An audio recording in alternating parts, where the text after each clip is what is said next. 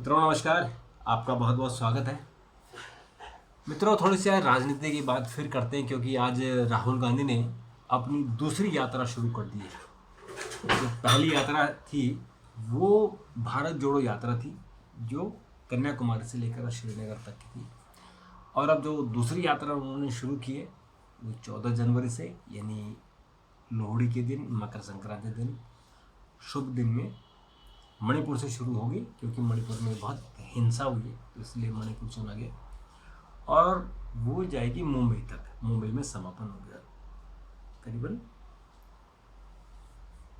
20 मार्च के आसपास समापन होगा। तो ऐसा उम्मीद है कि शायद 20 मार्च को ही लोकसभा चुनाव की घोषणा की जाएगी। अब ये जो यात्रा है इसके बारे में थोड़ा सा हमें थोड़ी सी इसकी स्टडी करनी चाहिए कि जो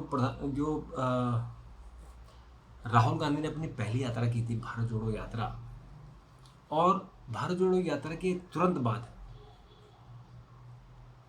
कर्नाटक के विधानसभा चुनाव हुए थे, और उस चुनाव में कांग्रेस को बड़ी सफलता मिली थी, कांग्रेस सरकार में आ गई। उसके बाद जैसे जैसे उनकी यात्रा आगे बढ़ी और यात्रा पुरानी होती चली गई, वैसे वैसे उस यात्रा का असर कम होता चला गया। और अभी आपने देखा कि 3 विधानसभा चुनाव में मध्य प्रदेश, छत्तीसगढ़ और जो राजस्थान है, वहाँ कांग्रेस के हाथ कुछ नहीं लगा, कांग्रेस को बड़ा नुकसान हुआ। लेकिन तेलंगाना में कांग्रेस को बड़ा फायदा हुआ, वहाँ सरकार आ गई। तो यानी इसको हम ऐसे भी एनालिसिस कर सकते हैं कि राहुल की यात्रा का असर दक्षिण भारत पर ज़्यादा पड़ा है, और दक्षिण भारत में उनको 2 राज्यों में उनकी सरकार आ गई। और मुझे लगता है इसीलिए इन्होंने जो प्लान किया है अपनी यात्रा का, कि लोकसभा चुनाव से ठीक पहले, ताकि लोगों के दिलो दिमाग पर राहुल गांधी छा जाए। क्योंकि जैसे जैसे यात्रा पुरानी होती जाएगी वैसे लोग भूलते चले जाएंगे। तो इसलिए इन्होंने जो इस बार का जो इन्होंने सिलेक्शन किया है कि ये यात्रा 14 जनवरी से शुरू होगी और 20 मार्च को ख़त्म होगी। शुरुआत ये मणिपुर की राजधानी इम्फाल से शुरू होगी, और बाद में पूरब से पश्चिम तक, यानी मणिपुर से और मुंबई तक चलेगी। और इस यात्रा में कुल 14 राज्यों में और 85 जिलों में होते हुए 6200 किलोमीटर की यात्रा ये होगी। और ये यात्रा भारत न्याय यात्रा इसका नाम होगा। मणिपुर, नागालैंड, असम, मेघालय, पश्चिम बंगाल, बिहार, झारखंड, उड़ीसा, छत्तीसगढ़, उत्तर प्रदेश, मध्य प्रदेश, राजस्थान, गुजरात और महाराष्ट्र से गुजरेगी, और 6200 किलोमीटर तक ये दूरी तय करेगी। और इस भारत न्याय यात्रा में चूंकि इन्होंने जो जगह चुनी वो मणिपुर चुनी है, क्योंकि मणिपुर जो है एक तो भारत का पूर्वोत्तर है, पूर्वी सिरा है। और मणिपुर में जो जातीय संघर्ष चल रहा है, उस संघर्ष के कारण वहाँ बहुत लोग परेशान हैं। और प्रधानमंत्री ने वहाँ यात्रा नहीं की। गृह मंत्री जरूर गए थे, पर प्रधानमंत्री से लोग बड़ी उम्मीद कर रहे थे कि वो जाएंगे, नहीं जा पाए। तो उसको कांग्रेस ने खूब भुनाया था, और राहुल गांधी वहाँ लोगों से मिलने भी गए थे।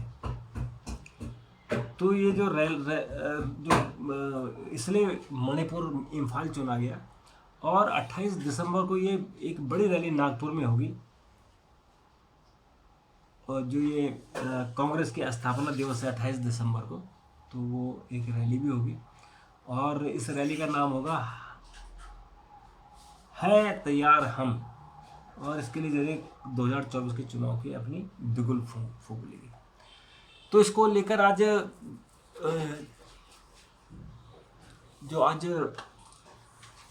बीजेपी ने बड़ा तंज कसा। बीजेपी ने कहा कि कांग्रेस की न्याय यात्रा नहीं, अन्याय यात्रा है।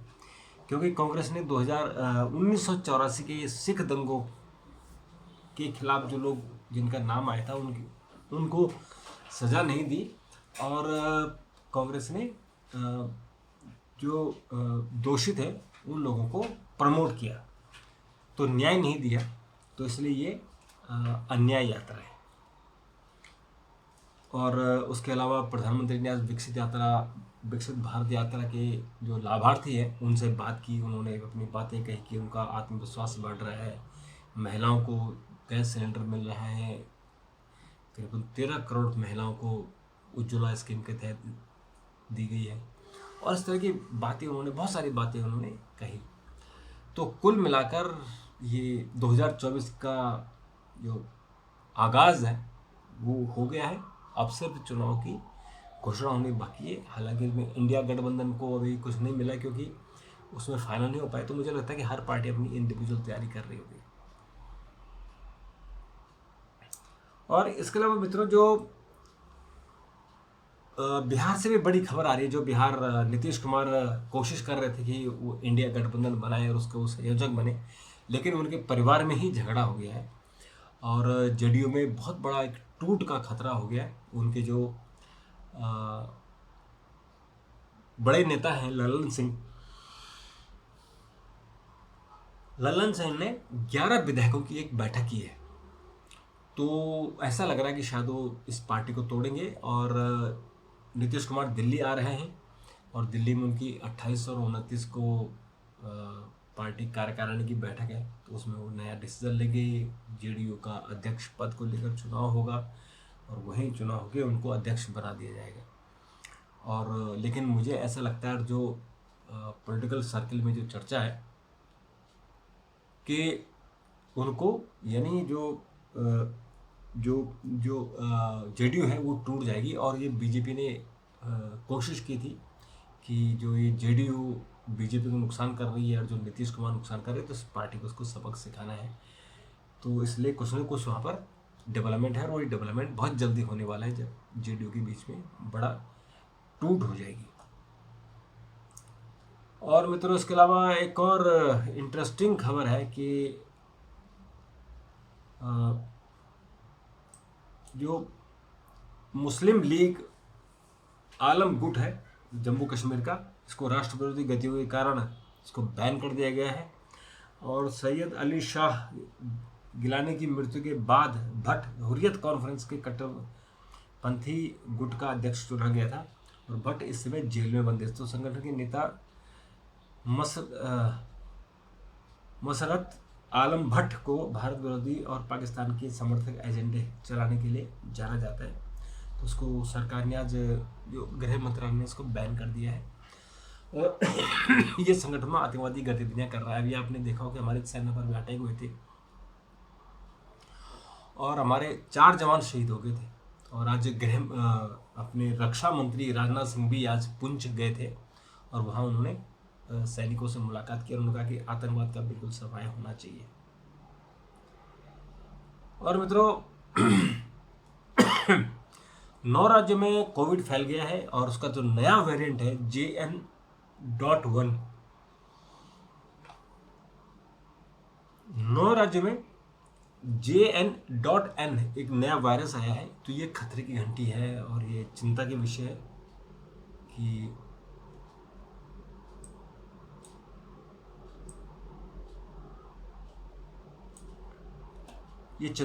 है कि उनको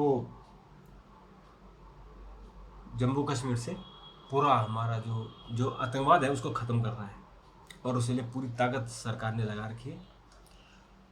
और मित्रों, इसके अलावा जो कुछ और खबरें हैं,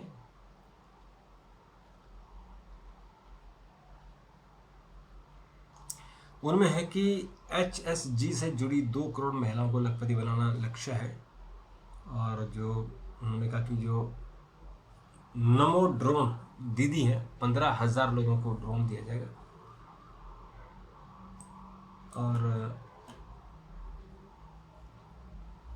और उन्होंने ये भी कहा कि जो इस समय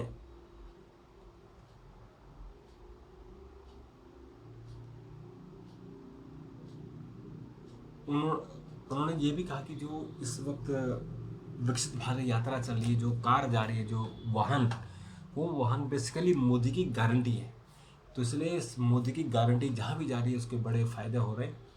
और जो हमारे लोग हैं जिनको लाभ मिलना चाहिए, तो उसके लिए उन्होंने कहा कि मोदी की गारंटी है। मित्रों, आज राहुल गांधी ने आज उन पहलवानों से मुलाकात की जो ब्रजभूषण शरण सिंह के खिलाफ थे, और उन्होंने किसी ने पद्मश्री लौटाने की बात कही, किसी ने अपना अर्जुन अवार्ड लौटाने की बात कही है। तो इससे सरकार के दबाव में, यार सरकार ने जो WFI वर्ल्ड फेडरेशन है, जो हमारा रेसलिंग फेडरेशन है, उसको भंग कर दिया, मतलब उसको सस्पेंड कर दिया। और IOC से कहा था, जो ओलंपिक एसोसिएशन ऑफ इंडिया है, कि एक कमेटी बनाओ और जो कमेटी देखे। तो आज जो ब्रजभूषण शरण सिंह के खिलाफ पहला उन्होंने राहुल गांधी से मुलाकात की, और उसमें जो बजरंग पुनिया व अन्य पहलवानों ने झज्जर में मुलाकात की। झज्जर में आज राहुल गांधी गए थे।